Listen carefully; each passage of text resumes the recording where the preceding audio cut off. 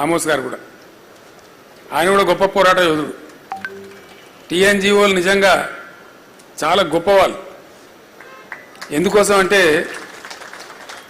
టీఎన్జిఓకు చాలామందికి తెలియదు ఈ విషయం. బ్యాచిలర్ క్వార్టర్స్ ఉంటారు కదా మొజాంజాయి మార్కెట్లో, ఆ బ్యాచిలర్ క్వార్టర్స్ కట్టింది ఎవరంటే నిజాం రాజు. ఆ రోజు టీఎన్జిఓలు పోయి అడిగితే నిజాం రాజు ఒక ఆఫీస్ కేటాయించినాడు. ఎక్కడ? Bachelor quarters. ఇప్పుడు కూడా ఉంది ఆ ఆఫీస్ టీఎన్జిఓలకు. గాంధీ భవన్ పక్కన ఉండే ఆఫీస్ అని అనుకుంటారు చాలామంది తెలియక. ఈవెన్ నౌ టీఎన్జిఓలకు ఆ కార్యాలయం ఉంది. సో ఆనాటి ఇవ్వలే వాళ్ళు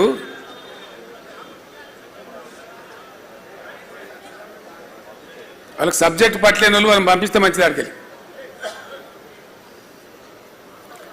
ఆ టీఎన్జిఓ కార్యాలయం ఇప్పుడు కూడా ఉంది. తమాష ఏంటంటే ఆంధ్రప్రదేశ్ ఏర్పడి 58 సంవత్సరాలు ఆంధ్రప్రదేశ్గా కొనసాగినా టీఎన్జిఓలు మాత్రం వాళ్ళ ట్యాగ్ తీసేసుకోలేదు. ఎంతమంది ముఖ్యమంత్రులు, గివ్ ఏ బిగ్ హ్యాండ్, ఎంతమంది ముఖ్యమంత్రులు ఉన్నారు కదా. స్వామిగౌడ్ గారా వారు టీఎన్జిఓ అధ్యక్షులుగా పనిచేసిన ఉద్యమంలో ఉరుగు తొలగించారు. దేవి ప్రసాద్ గారు ఉన్నారు. వాళ్ళు ఎన్నడూ కూడా ఆ టీఎన్జిఓ ట్యాగ్ తీసేయలే.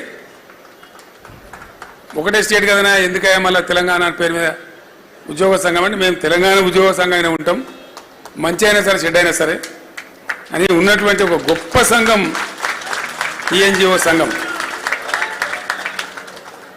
కొద్దిమంది అంటే జయశంకర్ లాంటి వాళ్ళు, టీఎన్జిఓ లాంటి వాళ్ళు అక్కడోళ్ళు తమ పట్టు మీద ఉన్నారు. మనసులో ఉన్న భావాన్ని అట్లా పెట్టుకొని ఉన్నారు. దిక్కుమొక్క లేకపోయినా ఉన్నారు. ఇట్లా ఉండే తెలంగాణ. నేను జయశంకర్ గారిని అడిగిన, సరే ఉద్యమం ఆరిపోయింది, ఎక్కడ లేకుండా అయిపోయిండు, ముల్కీ రూల్సే రద్దు చేస్తే మాట్లాడేవాళ్ళు లేకుండా పోయిండు, మరి మీరు ఏం చేశారు సార్ అని అడిగిన.